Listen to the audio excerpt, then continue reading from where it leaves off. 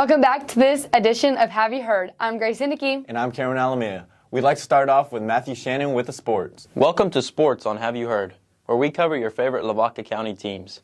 I'm Matthew Shannon, and we're going to start off with a recap of football from October 14th and 21st. The St. Paul Cardinals beat both Sacred Heart and Central Texas Christian on the 14th. St. Paul traveled to Hallettsville and won 38-24. They played Central Texas Christian in Shiner and won 37-10. The Cardinals have their bye week this week and will take on New Braunfels Christian Academy on November 4th. Number 4 Shiner Comanches won against Skidmore Tainan 49-0 on October 14th. Shiner's 7-win streak was snapped this past Friday as they traveled to Refugio and lost 27-38.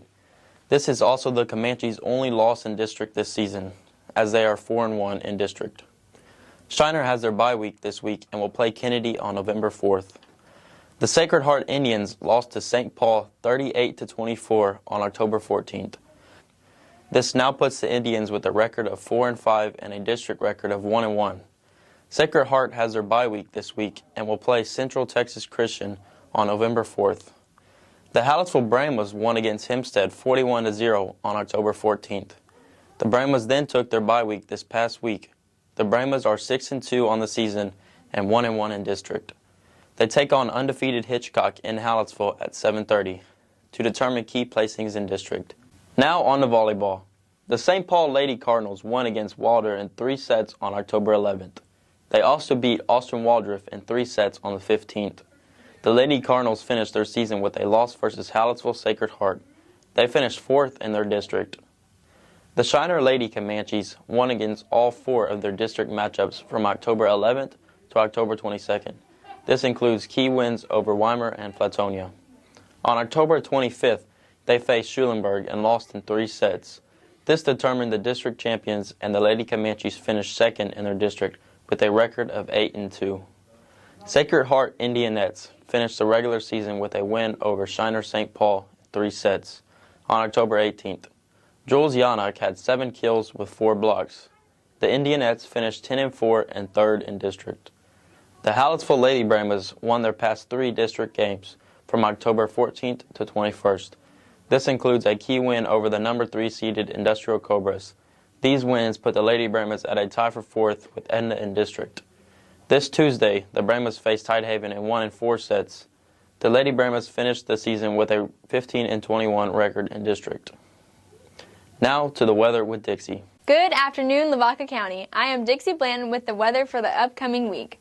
This weekend there will be a mix of sun and clouds with highs in the 70s and lows in the 50s.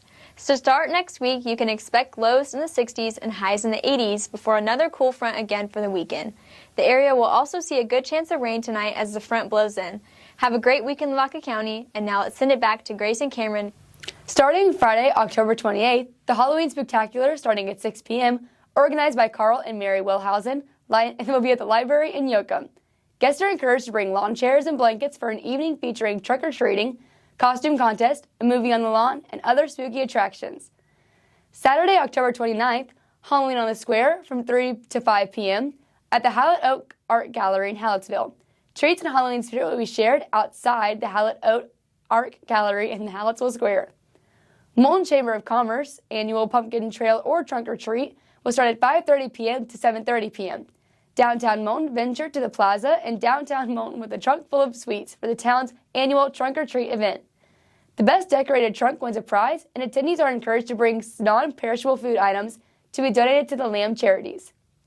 Monday, October 31st, from 5 p.m. to 7 p.m., Lavaca County Courthouse in Hallettsville will encourage local businesses and organizations to hand out candy on all 4 sides of the Hallettsville Square.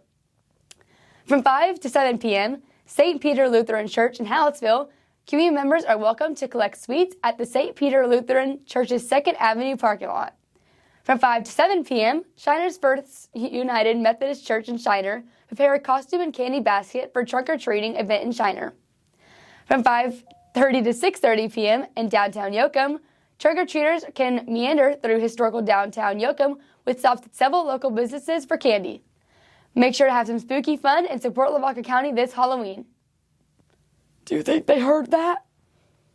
On your phone? Good morning, Lavaca County. My name is Bailey Wagner. And my name is Peyton Matheson with the Hallettsville FFA, and we're excited to have you joining us for this week's installment of Ag in Your World, brought to you by the Hallettsville FFA. This week, our FFA members have been busy getting ready for their district LDE competitions coming up on Wednesday, November 2nd. The FFA Booster Club had their annual fundraiser meal on Monday, October 24th at the KC Hall. This week, 9 of our FFA members are in Indianapolis for the 95th Annual National FFA Convention. This Friday, October 28th, the Booster Club will be running the concession stand at the Hitchcock game. This is the last home game, and FFA members are asked to work a shift. The next FFA meeting is on Monday, November 14th at 6:30 p.m. We will discuss the stock show, and HJLS exhibitors and parents are required to attend for show entries. Our next segment is brought to you by the Hallettsville FFA Commercial Steer Exhibit. It's the Market Day Report. Feeder cattle trading decreased over the last week, with the cash market down to $1.73 per pound.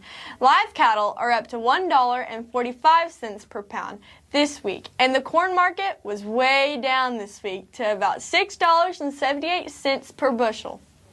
Every week, we like to shine a light on our FFA members, and this week's spotlight is for FFA officer Rylan Marick. Rylan is currently serving as the Hallettsville FFA Secretary in the Horizon District Sentinel. He participates on the Ag Issues LDE team, the Meats Judging CDE team, shows commercial steers in San Antonio and Houston, and shows market swine at the Hallettsville Junior Livestock Show. He is also president of the Chess Club. Rylan is always ready to join in and lend a helping hand and be the FFA comedian. And we'll close with the Ag News of the Week. The USDA recently took the first step against the world's deadliest swine disease, African swine fever. Scientists have spent decades developing a vaccine against African swine fever strains found in Europe and Asia. For U.S. pork producers, this comes at a great time because African swine fever has infected hogs in Haiti and the Dominican Republic, which is only a few hundred miles away from U.S. shores. The vaccine will take a long time before it is used in live pigs, but hope is high for farmers to prevent this deadly disease. That brings us to the end of our time here today with you. Thanks for tuning in, and we look forward to having you back next week for Ag in Your World, brought to you by the Hallettsville FFA.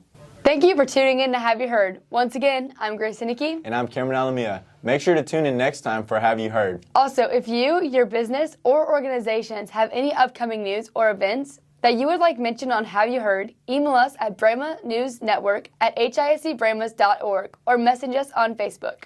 Have a great week in Lavaca County.